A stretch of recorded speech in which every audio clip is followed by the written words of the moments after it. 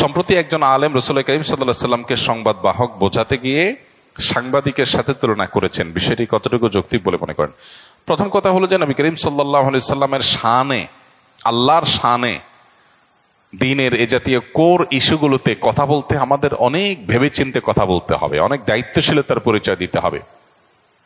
আমি যদি মনে হয় যে অতিরিক্ত কথা বলার কারণে, অতিরিক্ত চাপ নেওয়ার কারণে আমার দ্বারায় ভুল হওয়ার সম্ভাবনা অনেক বেশি, তাহলে সেই চাপ কমাতে হবে, কারণ বিষয়টা অনেক স্পর্শকাতর।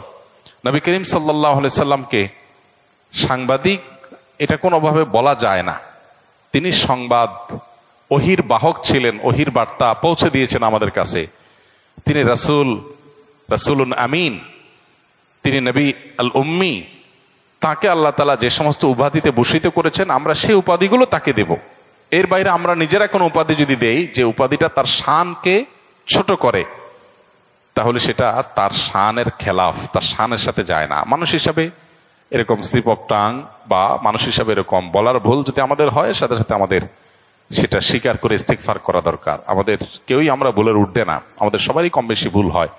ভুল হলে সেটা কারেকশন করা উচিত এবং ভুলের রেশিও কমিয়ে আনার জন্য আমাদের খুবই দায়িত্বশীলতা এবং খুবই সচেতনতার সাথে দাওয়া পেশ করা উচিত। আল্লাহ আমাদেরকে তৌফিক দান করুন। প্রচলিত অর্থে যারা সাংবাদিক, তাদের একটা ডেফিনিশন আছে। নবী সাল্লাল্লাহু আলাইহি সাল্লামকে এই শব্দ দ্বারা যদি ভূষিত করা হয়, তাহলে নবী করিম সাল্লাল্লাহু আলাইহি সাল্লামকে এই ছাঁচে ফেলা হয় এবং একজন সাংবাদিকের মতো করে তাকে মানুষ কল্পনা করবে, ভাববে, যেটা তার শানের খেলাফ, যেটা তার শানে যায় না।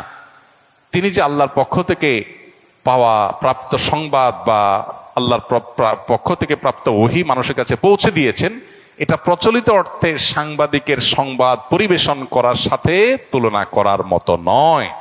অতএব এটা শব্দ চয়নগত হয়তো ত্রুটি।